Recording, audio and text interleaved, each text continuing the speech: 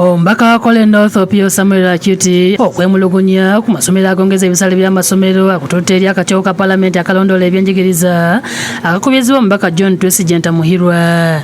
Omubaka Opio agamba nti ewuunyisa okuba nga amasomero ga gavumenti ate ge gasinze okudumuula ebisale ng'ayagala baminisitule ebyenjigiriza okuyimiriza ekikolwa kino ng'olusomero olwokusatu terunatandika sabbiiti ejja. Try to benchmark and look at the fees paid by the various secondary schools. That secondary education in several instances is more costly than university education. The international definition of basic education is primary and secondary education, in which government constitutionally has a duty to ensure that every citizen has an equal opportunity.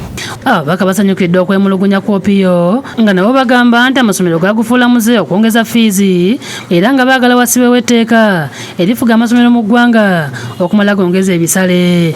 Kyetuzudde nti amasomero gonna agongeza fiizi masomero ga gavumenti. Gavumenti ebuulire bannayuganda oba okusomera bwere okwa youth mu secondary schools kwaggwaawo. Gavumenti yennyini ye yeetaaga okukomawo revisinge policy zaayo eyongeze ku nsimbi zesasulira buli mutwe gwa mwana mu masomero naddala aga UPE ne UZ. Ssente w'akakiiko kano Twesigye ategeeza nti ebisale ebyekanamye buli olukya biviiriddeko abaana okuva amasomero ne baddukira mu bwakadaama. Ekyokusookera ddala twagala ripoota ebeere out next week to be taken from parliament. Tusabe parliament kiddako tusobole okugenda ggwanga lyonna tutegeere ensonga y'ebyensoma mu ggwanga nga bweri.